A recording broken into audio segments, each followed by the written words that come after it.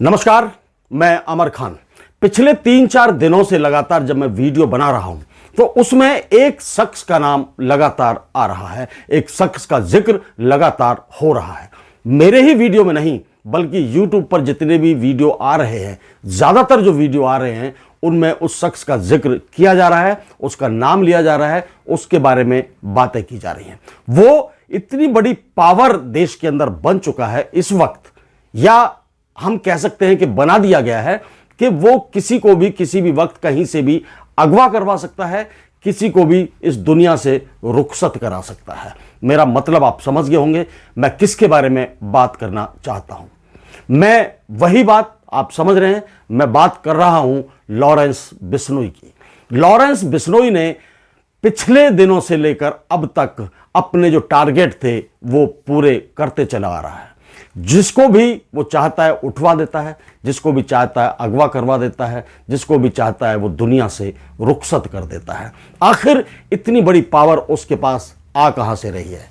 Jail में बंद होने के बावजूद वो अपने कारनामों को अंजाम दे रहा है। वो अपने जो लोग हैं उनको आदेश दे रहा है।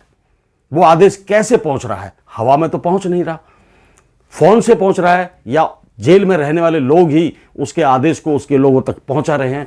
कहीं ना कहीं जैसा कि सब लोग इस बात को समझ रहे हैं, मैं भी समझने की कोशिश कर रहा हूं, और जहां तक मुझे यह समझ आ रहा है कि उसका ताल्लुकात सरकार से बढ़ चुका है, सरकार के साथ गहरा ताल्लुकात, शायद ऐसा लगता है मुझे, क्योंकि जेल के अंदर कैदी होते हैं जिन्होंने गुनाह किया होता है, जिन्होंने जुर्म किया होता है, जिन्होंने अपराध किए होते हैं। उनको सजा देने के लिए जेल बनाई जाती है, ना कि जेल से अपना कारोबार चलाने के लिए लोगों को जेल में डाला जाता है। मैं बात कर रहा हूं लॉरेंस बिश्नोई की। जैसा कि मैंने आपको बताया कि उसका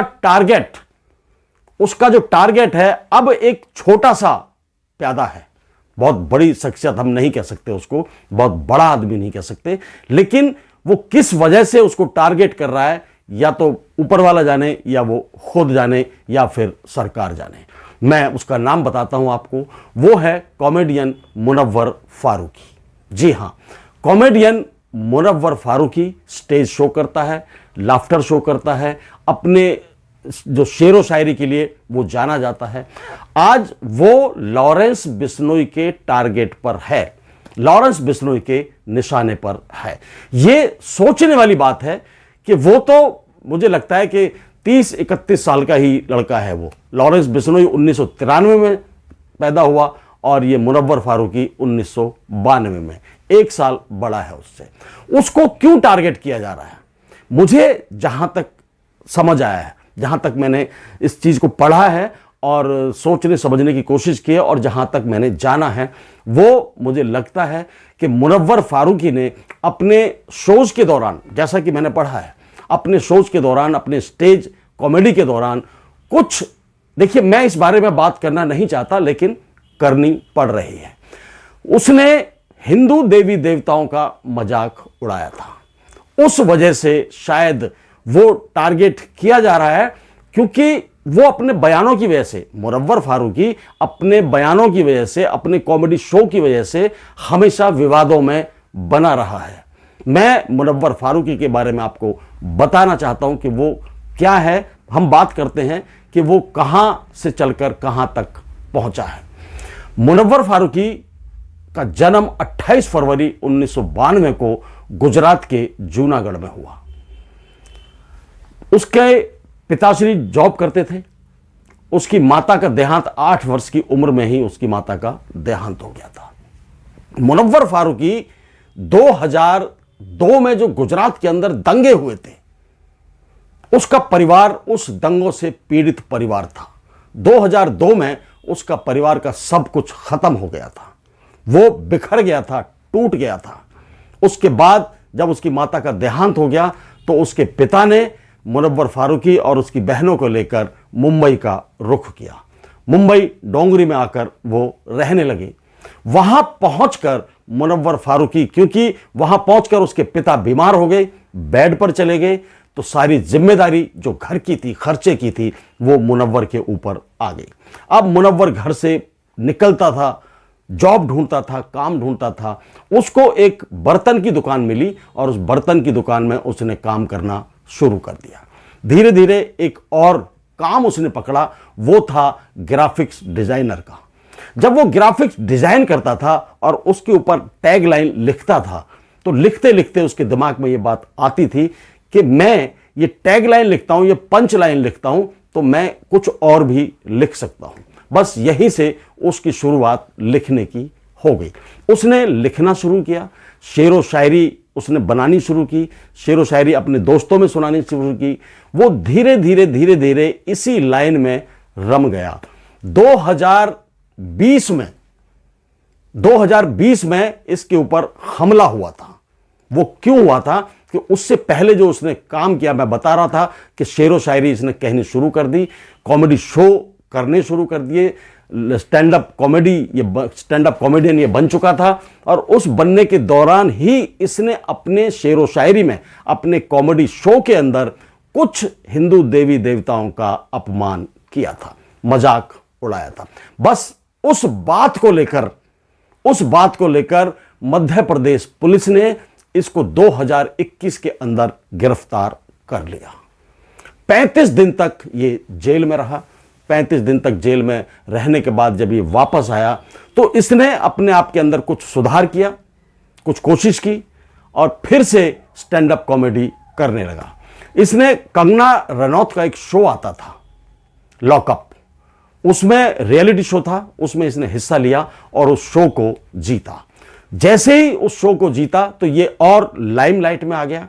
धीरे धीरे ये बिग बॉस सीजन 17 जब शुरू होने वाला था, तो बिग बॉस की टीम की नजर इस पर गई और लोगों को लगा कि इसको बिग बॉस में ले लिया जाए, ताकि हमारे बिग बॉस में शेर व शायरी कहने वाला कोई कंसेंटेंस होगा तो वो इसमें आ जाएगा।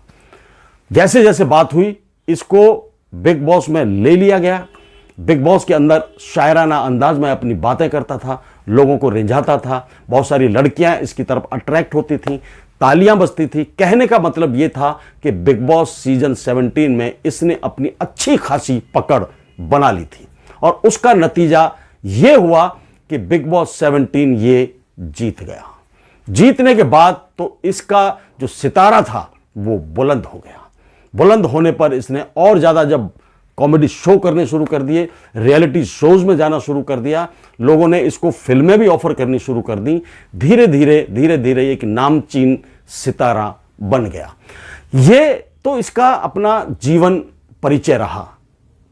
सवाल इस बात का है कि इतनी बड़ी ताकत तो ये है नहीं, या इतनी बड़ी हस्ती तो ये है नहीं कि लॉरेंस बिश्नोई जैसा गैंगस्टर, वर्ल्ड वाइड जिसके गुर्गे हैं, वर्ल्ड वाइड जिसके शूटर हैं, जो देश में या विदेश में कहीं भी जेल में बैठा हुआ वो अपना काम कर सकता है, उसकी नज़र इस पर क्यों है? उसका मुझे जो कारण लगता है वही कारण है कि इसने जो हिंदू देवी देवताओं का जो हास्य उड़ाया था, मजाक उड़ाया था, वो 30 लॉरेंस बिश्नोई के दिमाग में है, दिल में है।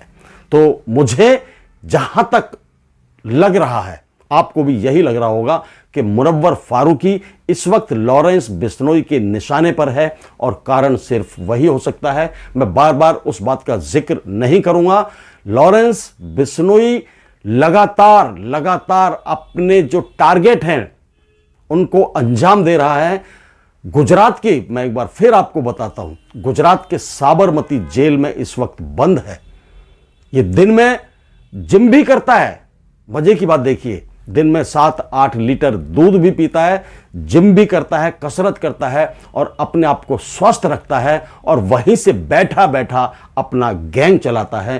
पूरी दुनिया में इस वक्त इसके शूटर मौजूद हैं। मुझे ये बात समझ नहीं आ रही है कि देश को और समाज को जिससे नुकसान हो रहा है उसको संरक्षण क्यों दिया जा रहा है, उसको पाला पोसा क्यों जा रहा है, इसके पीछे क्या कारण हो सकता है। मैं जहां तक समझ रहा हूं वो कारण मैं शायद अभी बता ना पाऊं। मैं आप लोगों पर भी इस बात को छोड़ता हूं कि इसके पीछे क्या कारण है कि इसको इतना बढ़ाया जा रहा है आगे, इसको इतना चमकाया जा रहा है आगे। क्योंकि बॉम्बे में 90s के दशक में इस तरह के हालात हुआ करते थे, इस तरह के गैंगस्टर हुआ करते थे जो राज करते थे बॉलीवुड पर, तो क्या ये बॉलीवुड पर राज करने का एक तरीका है, बॉलीवुड पर राज करने की शुरुआत है? क्या वो एक मुश्त बॉलीवुड का डॉन बनना चाहता है? अब ये तो वो जाने, मैंने पहले भी कहा था, वो जाने या भगवान जाने या सरकार जाने।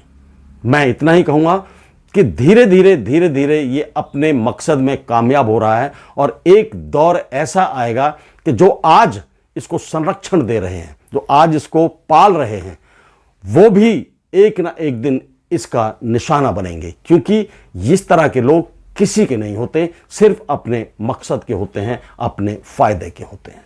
जय हिंद, जय भारत, नमस्कार।